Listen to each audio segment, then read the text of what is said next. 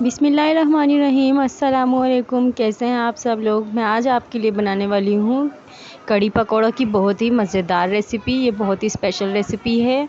देखिए, आप इसका चेक कर सकते हैं, इसकी रंगत और से अंदाज़ा लगा सकते हैं अभी कितनी मज़ेदार बनी होगी। चलें अब हम इसको बनाना स्टार्ट करते हैं।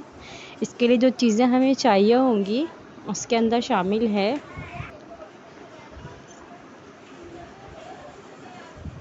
देखिए, इंग्रेडिएंट्स हम देख लेते हैं। इसके 700 ग्राम हमने इसके अंदर बेसन लिया है।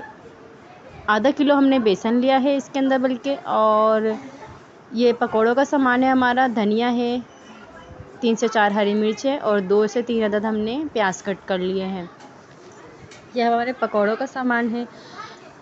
कड़ी के जो ग्रेवी है उसके अंदर हमारा आधा किलो दही है, तो आधा किलो ही इसके अंदर बेसन जाएगा। मसालों में इसमें 2 चम्मच हल्दी, 2 चम्मच कुटी मिर्च, 2 चम्मच पिसी मिर्च और 2 चम्मच 1.5 चम्मच हमने नमक डाला है। बाद में अगर हम इसमें टेस्ट करके देखेंगे, कम या ज़्यादा कर सकते हैं।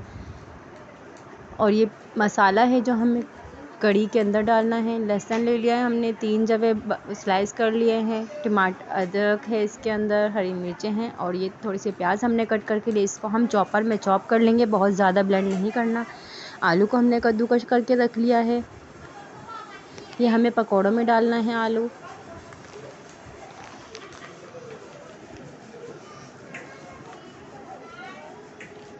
ये वाला चले हम इसको बनाना स्टार्ट करते हैं। सबसे पहले एक खुले मुँह का हमने बर्तन ले लिया। इसके अंदर हम अपना बेसन शामिल कर देंगे। बेसन को हमने छान कर रखा था।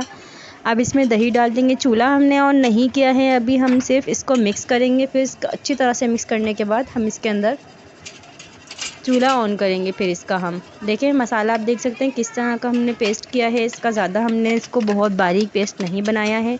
आप चाहें तो चॉप करके भी डाल सकते हैं। अब इसको अच्छी तरह से हम फेंट लेंगे। इसके बाद थोड़ा थोड़ा पानी शामिल करते जाएंगे कि इसके लम्स ना बने। जैसे ही इसकी गुठलियाँ ख़त्म होंगी हम इसके अंदर पानी शामिल कर देंगे।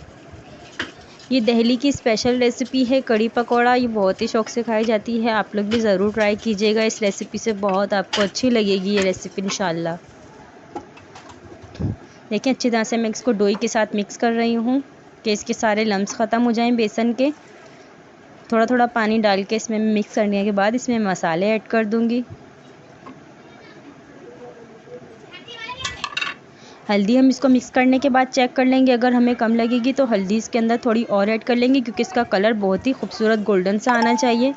तकरीबन हाफ़ kg बेसन के अंदर हमारा 3 जग पानी जाएगा। अभी हमने 1 जग इसमें पानी डाल दिया है। तकरीबन 2 लीटर ये पानी था। तकरीबन 6 लीटर हम इसके अंदर पानी डालेंगे, क्योंकि ये बहुत ज़्यादा पकने के बाद ही इसकी अच्छी से वो बन जाती है ग्रेवी। देखिए, हल्दी थोड़ी सी कम लग रही थी तो हमने 1 टेबल स्पून हल्दी का और शामिल कर दिया है। अब इसको मिक्स करने के बाद हम इसको चूल्हा ऑन कर दिया है। अब हम इसको चलाते रहेंगे कि ये नीचे बैठे भी ना और ना इसके अंदर लम्स बने। अगर हमने इसको ऐसे छोड़ दिया तो इसके अंदर लम्स बन जाएंगे। जब तक इसमें जोश नहीं आता इसको हम पकाएंगे। इसी तरह 5 से 6 मिनट हम चम्मच चलाएंगे। जैसे ही देखें जोश आया, इसको गाढ़ा होने लगी है। ये कलर भी हल्दी ने बहुत ही अच्छा सा दिया है इसके अंदर। अब हम इसको ढककर आधे घंटे के लिए 1 घंटे के लिए पकाएंगे, जब तक हम अपना बेसन तैयार कर लेते हैं। ये 1 पाव हमने बेसन लिया है। इसके अंदर हम थोड़ा थोड़ा सा पानी डाल के पहले इसको फेंट लेंगे अच्छी तरह से। जैसे ही इसकी गुठलियाँ ख़त्म होंगी हम इसके अंदर बाकी चीज़ें ऐड कर देंगे। मसालों में हमने लिया है 1 चम्मच इसके नमक लिया है हमने, 1 चम्मच पिसी मिर्च, 1 चम्मच कुटी मिर्च और 1 चम्मच हमने ज़ीरे का शामिल किया है। देखें, मैं अच्छी तरह से फेंट रही हूँ। देखें, अच्छी तरह से इसकी पेस्ट बन चुका है। अब हम इसके अंदर मसाले ऐड करेंगे। आप चाहें तो हल्दी भी डाल सकते हैं इसके अंदर।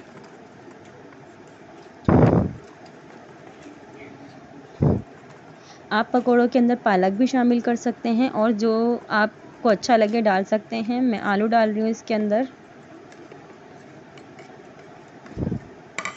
ये आलू हमने कद्दूकस करके रखे हुए थे। धनिया, हरी मिर्चें, प्याज पूरी शामिल पहले थोड़ी सी मिक्स करने। अगर कम लगे तो आप और भी शामिल कर सकते हैं, लेकिन 2 प्याज इसके अंदर ज़्यादा जाएगी ज़रूर।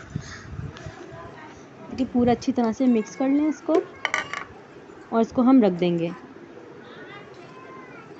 थोड़ी देर इसको हम 5 से 6 मिनट के लिए रेस्ट देंगे। फिर हम अपनी कढ़ी को देख लेंगे कि किस स्टेज पर है।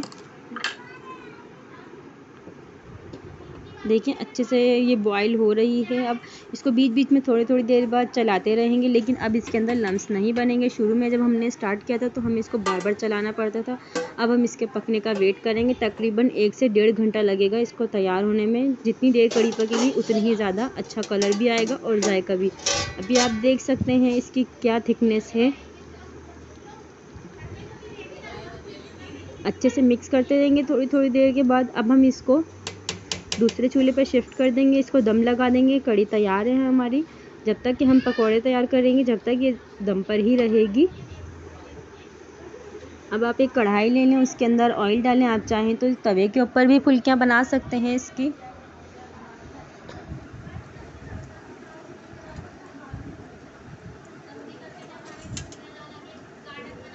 देखिए अच्छे से ही इसका कलर चेंज होगा, हम इनको निकाल लेंगे।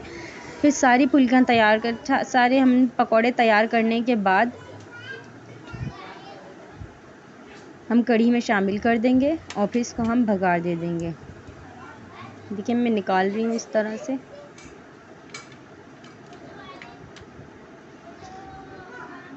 अगर आपको मेरी वीडियो अच्छी लगे तो लाइक और कमेंट ज़रूर कीजिएगा। मिलती हूँ आपसे नेक्स्ट वीडियो में।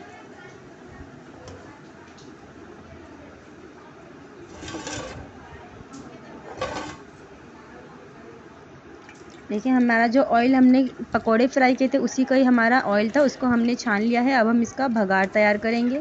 इसके लिए हमें चाहिए होंगी 8 से 10 अदद हमें गोल वाली मिर्चें चाहिए होंगी। कड़ी भी देख सकते हैं आप। इसके अंदर हम पकोड़े शामिल कर देंगे और इसको थोड़ा सा मिक्स करेंगे और इसका चूल्हा बंद कर देंगे। फिर इसके बाद हमारा ऑयल जो गर्म हो रहा है हम उसके अंदर सबसे पहले गोल मिर्च डाल के उसको अच्छी तरह से लाल कर लेंगे कि उसका कलर चेंज हो जाए और वह बिल्कुल गोल हो जाए। ये वही ऑयल है जो हमने पकौड़े तैयार किए थे, उसका बचा हुआ ऑयल है ये। देखिए 8 से 10 हमने इसके अंदर गोल वाली साबुत मिर्चें ले ली हैं। देखिए कलर चेंज हो चुका है इसका। अब हम ज़ीरा डाल के इसका हम भगार लगा लेंगे। उम्मीद करते हैं आपको ये रेसिपी ज़रूर पसंद आई होगी। बहुत बहुत शुक्रिया आप लोगों का देखने का, आपको लाइक करने का बहुत शुक्रिया। मिलती हूँ आपसे नेक्स्ट वीडियो में। अल्लाह हाफिज़।